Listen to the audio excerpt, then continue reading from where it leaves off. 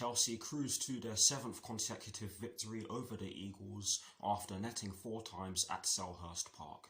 Watch until the end of this review to hear all of my thoughts on yesterday's match.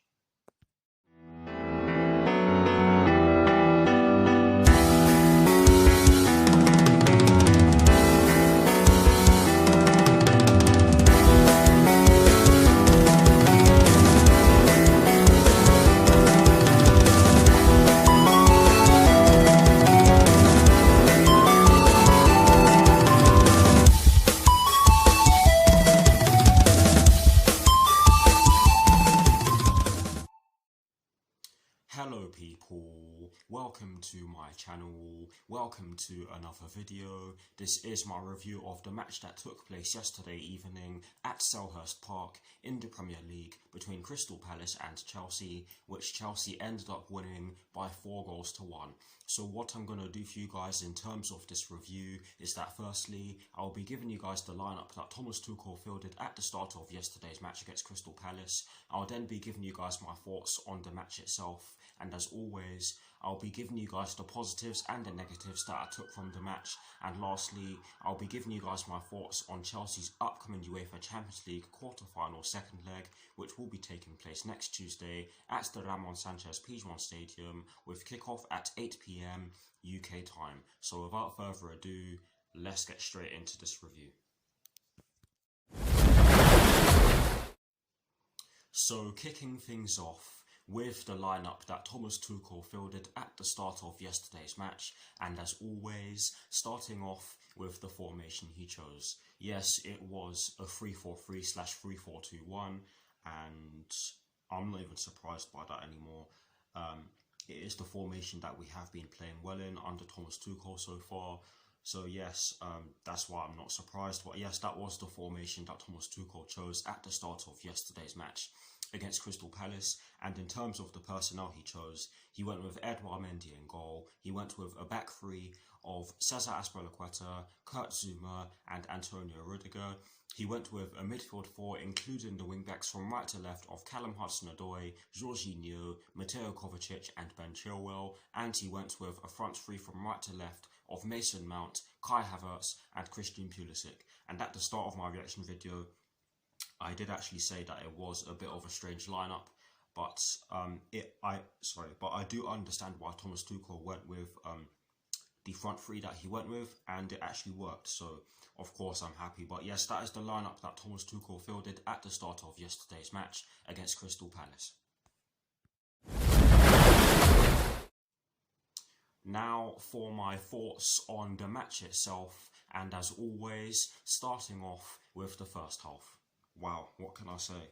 Honestly guys, it was an absolutely fantastic start to the first half. 2 goals inside the first 10 minutes, and I'm just going to start off by talking to you guys about the goals, because honestly, the first goal that we got, brilliant from Kai Havertz.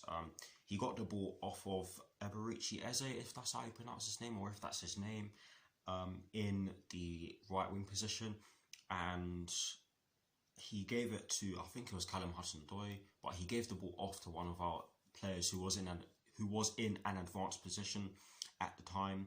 And honestly, he got the ball back. He was calling for it. He put his hands out, and he was in a pocket of space when he called for the ball. He got the ball, and he just curled it into the bottom left corner on his side.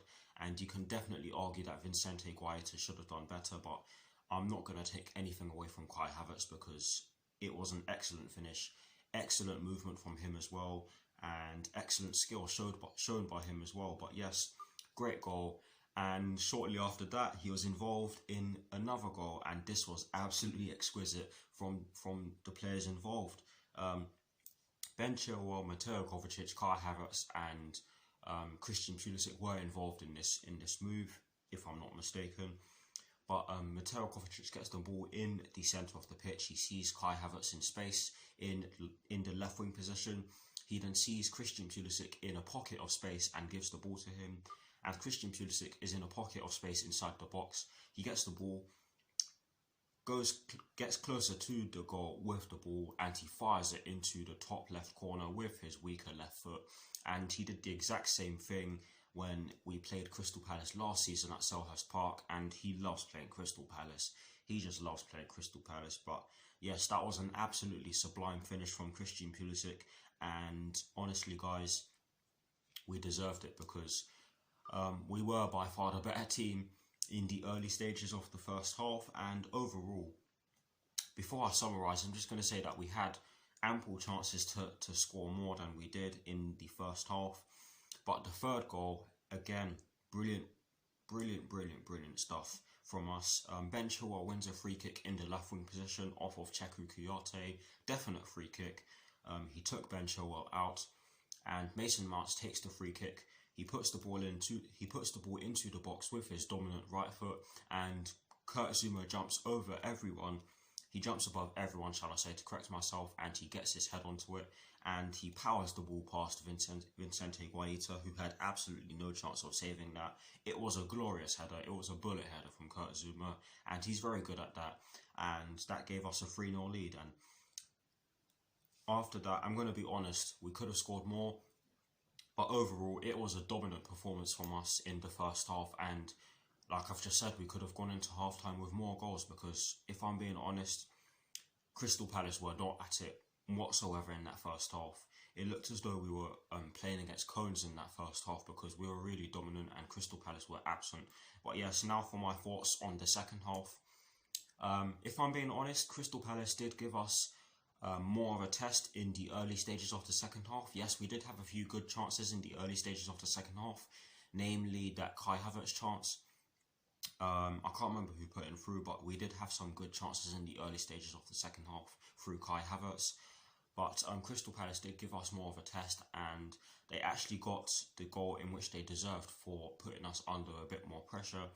And it came as a result of Wilfred Zaha it was either Wilfred Zaha or Eberechi Eze, but the ball came into the box from their left-hand side, and Christian Benteke headed the ball into the back of the net. And I have to say that Ben Chilwell probably should have done a bit better in terms of stopping Christian Benteke from jumping and getting his head on the ball. But Crystal Palace did deserve to score for their efforts in the early stages of the second half, and they did threaten to score a second goal, but thankfully we were defending really well. Our back three were really solid in the game, I have to say. But yes, the fourth goal was just sublime. It was Christian Pulisic who scored it. It came as a result of a cross from Reece James down our right hand side. The ball in which Reece James put into the box did take a deflection off of one of the Crystal Palace defenders, and it fell into the path of Christian Pulisic, who just hammered it home to give Chelsea a deserved 4-1 lead. Because despite us being under a bit more pressure in the second half, I felt as though we were in the game. I felt as though we were creating more chances. And I have to say that Kai Havertz had ample chances in that second half. He could have had 3 or 4 goals, possibly even 5, because he had that many good chances. But yes, I'm not going to criticise because we still won the game. But we had so many glorious chances. We were in glorious isolation whenever we had the chances in which we had in the second half. But like I've just said, I'm not going to criticise the team too much. But overall, it was a thoroughly deserved win. We were by far the better team in the end, and that was our 7th consecutive victory over Crystal Palace. And that's just amazing considering the team that Crystal Palace have. But let's get into the positives and the negatives that I took from the match. There's a bit of a twist because I took 3 positives from yesterday's match and no negatives. So yeah, let's just give you guys the positives. The first positive that I took from yesterday's match is the fact that the movement from our front three was absolutely exquisite. Kai Havertz was moving into the wide areas to outnumber the fullbacks and the wide midfielders, which was great to see, and that was causing them all sorts of problems. The front three were dropping into midfield to outnumber them in midfield as well, which was great to see because it caused them all sorts of problems. They were not able to keep the ball for a lot of time or for a sustained period of time, especially in the first half, and that came as a result of our front three dropping into the midfield line, and that was just great to see. It did help us in the build up as well, which was good to see. and that is one of the advantages of playing Kai Havertz as a false 9. But yes, we were absolutely brilliant in the way we moved around the pitch. But yes, that is the first positive that I took from yesterday's match. The second positive that I took from yesterday's match is the fact that we scored 4 great goals. And I hope that my analysis did the goals justice. But honestly, guys, the 4 goals in which we scored yesterday were absolutely sublime.